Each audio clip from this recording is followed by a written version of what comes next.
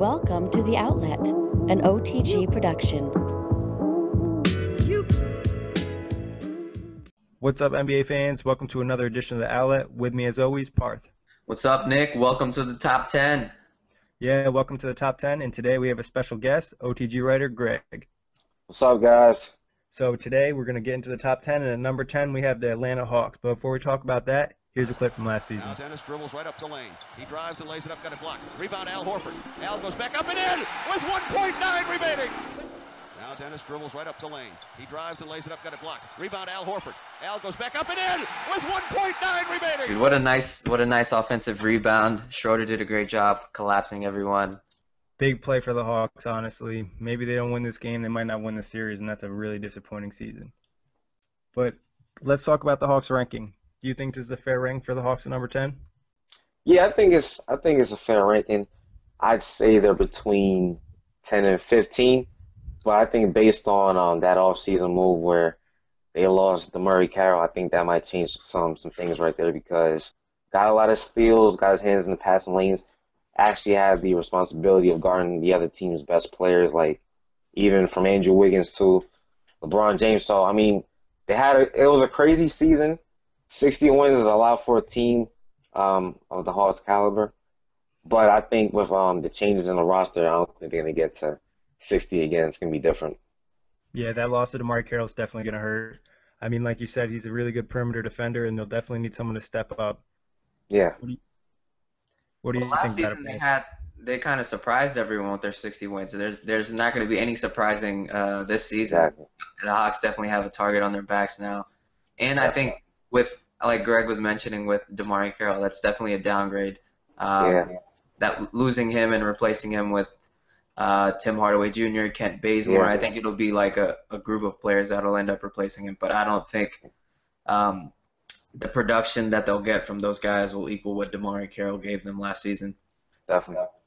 You know what shocked me is their first round pick, Kelly Oubre, they actually traded him.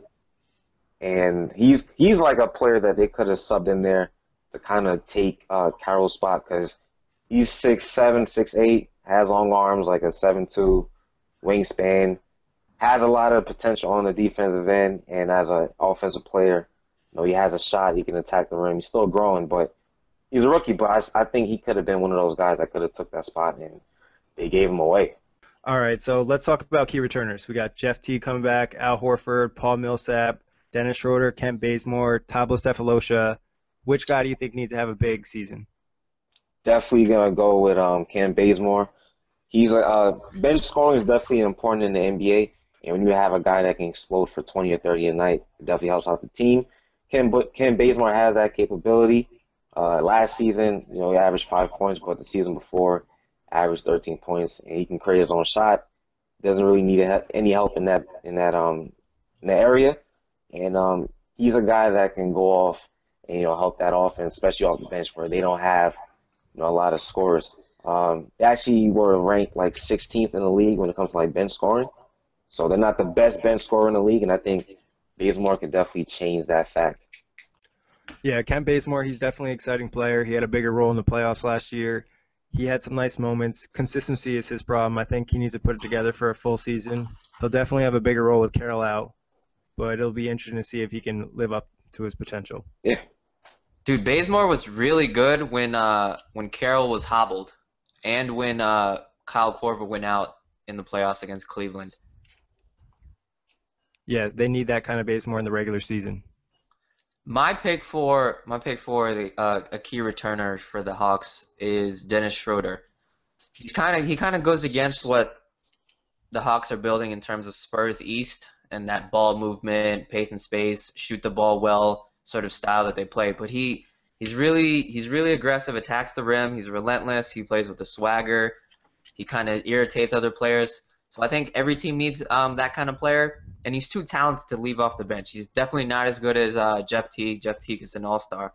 But coming in off the bench, Dennis Schroder, I think, really gives his team another dynamic playmaker. And he attacks the rim well. So I think him getting into the game and getting more minutes this season will be big time for Atlanta. Yeah, he definitely gives them some nice energy and scoring off the bench. So Look for Schroder to continue to improve. But let's talk about offseason moves. We have the addition of Tim Hardaway Jr., Splitter, Walter Tavares, Justin Holiday, Jason Richardson, but they also lost guys like DeMar Carroll, Elton Brand. What moves do you like? I'm going to go with, I think, Tiago Splitter. I think that move was big. He's a guy that comes from pretty much the same system that they're running there in Atlanta, and he knows what it's like to play on the big stage. He's a two-time Spanish League champion, won an NBA championship in 2014 when they beat the Heat. So he knows what that system is like already. Can shoot from outside. He's a guy that can give you like 20 and 10 and 10 a double. He's a double-double guy. Can shoot from outside, and it can definitely help that front line. That's a nice tandem when you have Horford, you got Splitter, and you talk about Millsap. So that's a nice group when you talk about the Atlanta Hawks front court. So I like that move. Not too high on Hardaway Jr. I know what he did with the Knicks because I'm a Knicks fan, and he's a streaky shooter. Can't guard anybody. He's a turnstile. So I don't know how that's gonna fit, but yeah, definitely the Tiago Splitter move, and I like Jason Richardson if he's healthy, that can help. Yeah, the Splitter move is definitely nice. He definitely gives them some nice size, something they lacked in the playoffs. So Splitter's a nice move, and like you said, Jason Richardson give him some veteran leadership on the bench. Yeah. I think with Tiago Splitter, I do think it's a great move as well. But now that they do have Tiago, I wish they would have let Paul Millsap go, because I know during the offseason they made it known to DeMar Carroll and Paul Millsap, hey, it's between you two. We can only keep one. So with Tiago Splitter there, I would have rather them lose Paul Millsap, even though he's incredible and really versatile. But you could play Tiago at the 5, Al Horford at the 4, and DeMar Carroll at the 3. I would rather have that than have, which I think they'll do, is Horford at the 5, Millsap at the 4, and then Tiago coming in off the bench as the first big off the bench. I would rather have Tiago Splitter in the starting lineup just because he gives you that size and that rebounding ability, which this team really lacked last season. Yeah, that's tough though. Millsap's really a versatile player, and he kind of allows them to play that spacing system. Having a power forward that can shoot the 3 ball definitely makes a difference. But what moves do you guys not like from the Hawks? That Tim Hardaway Jr. That guy is, I don't know. I don't think he's a good player. He's staying still is definitely not his pops. I'll tell you that. Because I would have thought he had Tim Hardaway Sr. should have taught him that crossover dribble, and I haven't seen it in his game. He's a streak shooter. He can't really create his own shot. He makes diagonal drives to the basket, so I don't really like that move too much. Other than that, I think Justin Holiday can help in some kind of regard.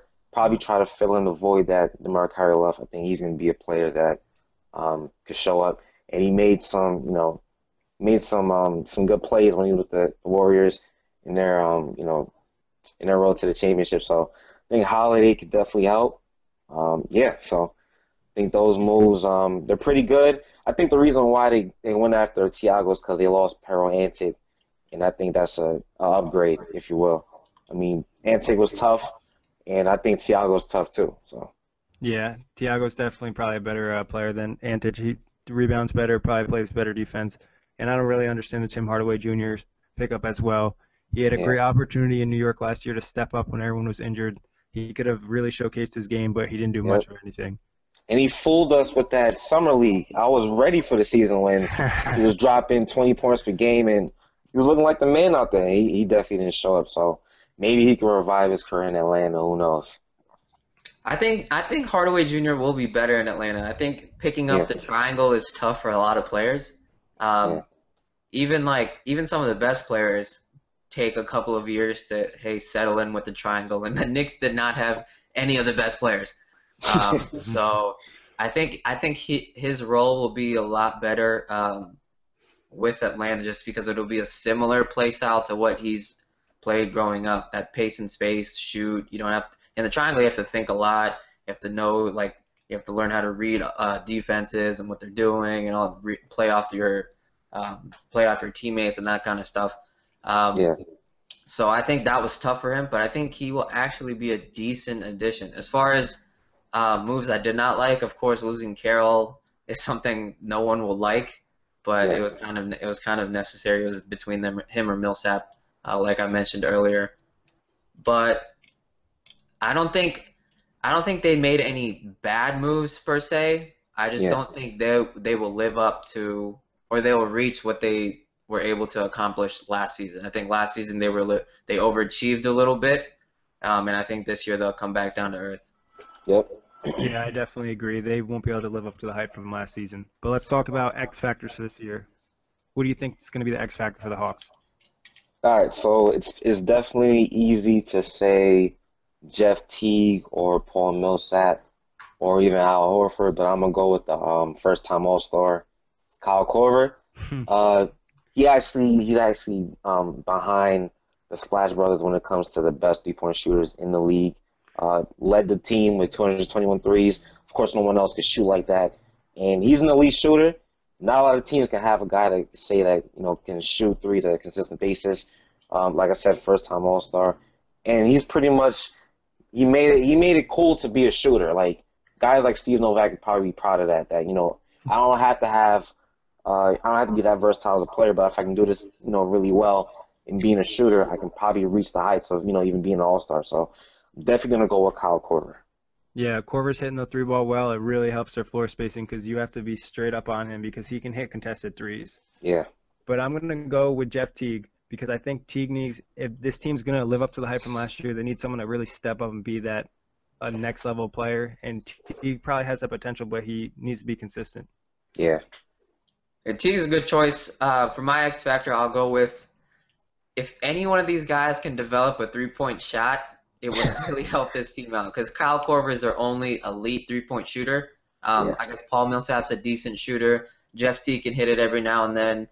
Thabo Sefolosha is hit or miss. And you saw in the series with Cleveland, they overplayed Kyle Korver to the max, and when he's not hitting, no one else could really stretch the floor for them. Yeah. And so if they find a second three-point shooter that's reliable and consistent, I think it'll only make Kyle Korver's looks easier, and will stretch the floor even further for quick guards like Jeff Teague and Dennis Schroder to get to the basket and dump off passes to Millsap, Splitter, Al Horford. I think finding that second consistent three-point shooter will definitely take this team to the next level. Especially at the wing position, I think. With Kent Bazemore, Sefolosha, or Hardaway Jr., one of those guys step up as a three-point shooter could really help this team. But let's talk about best case scenario for the Hawks. All right, so best case scenario for the Hawks is definitely not going to be 60 wins. I'd say 60 minus 12, around like 48. I'm going to say between 42 wins and 48 wins.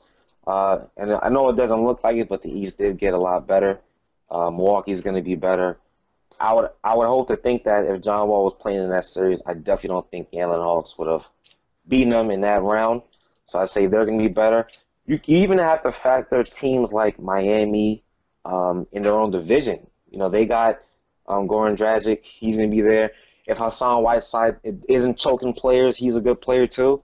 Dwayne Wade is still a superstar, and they picked up probably the steal of the draft with the 10th pick, which is Deese Winslow. So he's good. And I think Indiana could be a good team too. They got Monte Ellis. PG-13 is going to be should be better this season.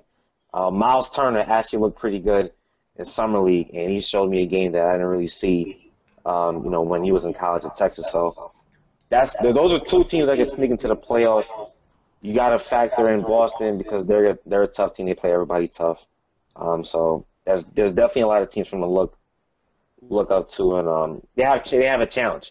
But I'm gonna say around 45 wins for the Atlanta Hawks. Yeah, I'd say best case scenario would be for the Hawks to land maybe a 4 or 3 seed. That'd be best case scenario, but it's going to be tough to live up to last season. Yeah. Yeah, there's no way they're getting 60 wins, but I do think that play style is really conducive to a lot of wins in the regular season.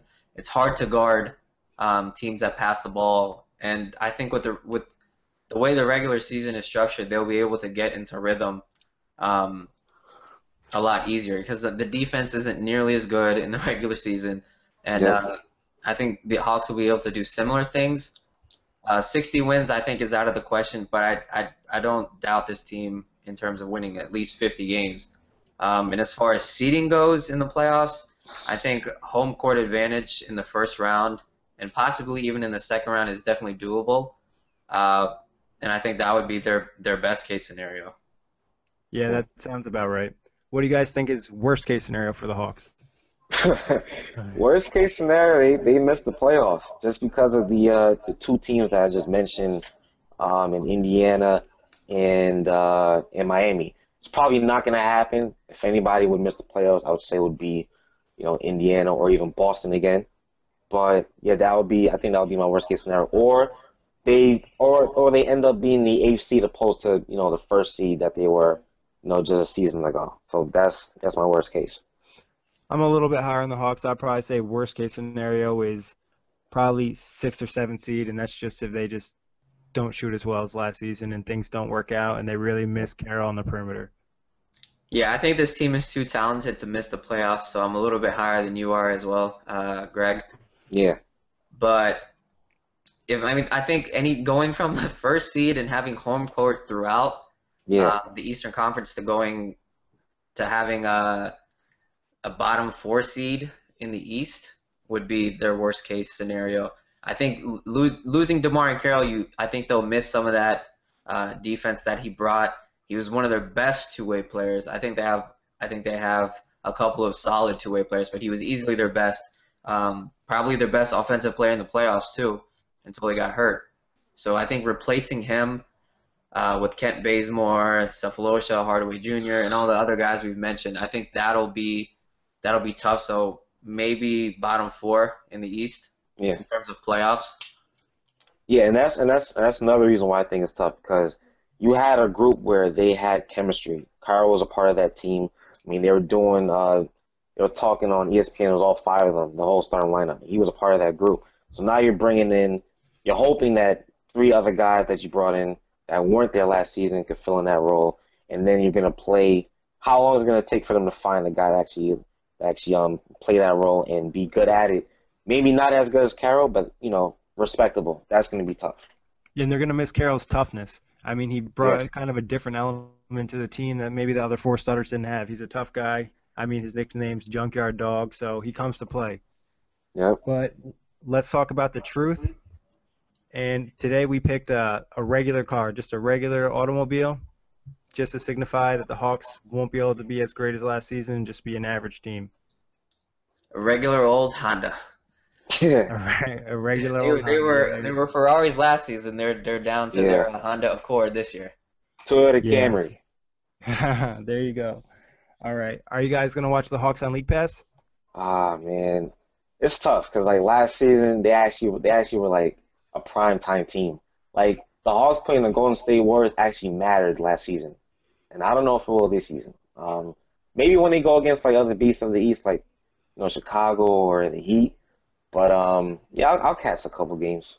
We'll see. Yeah, I'll probably catch a couple games. They won't be as exciting as last season, so not as many as last year. Yeah. I think with not being as exciting, they still play that really entertaining style of ball movement and pass and cut and all that kind of stuff that's really interesting and fun to watch. So I think games against the Spurs and games against the Warriors will be must-sees. So I'm definitely tuning into that. They only have 8 nationally televised games. So I don't know what they had last season, but last season was definitely not enough. I think 8 is a decent amount for this team this year. So I'll probably tune into those and definitely watch the Hawks versus the Spurs and the Warriors. Yeah, the Spurs matchup's pretty good because that's where Budenholzer's from. So, he wants his team to definitely win. And Popovich wants to win that game as well. But I got a question for you guys. Would you rather watch the Hawks or Daredevil, the Netflix original series? Going with Daredevil. I watched the season the first season or whatever, and it's a dope show. They really captured the Marvel hero in New York, and it looks gritty, it looks raw. So I'm gonna have to pass up watching Kyle Korver stand on the 3-point line the whole game for Daredevil. Yep. Yeah, Daredevil was a great show. That's a tough one to be honest. I watched the first season, so until they come out with a new one, the Hawks will win this. But when the new season's out, it'll be tough.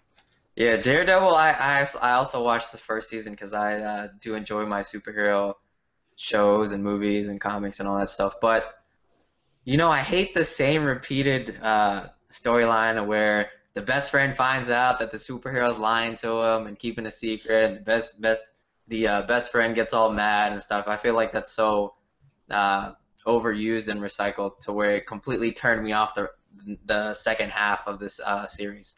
So Atlanta, you get a W. Atlanta gets a W. All right, guys. Thank you for listening. And a hint for our next team, they mean a lot to Parth.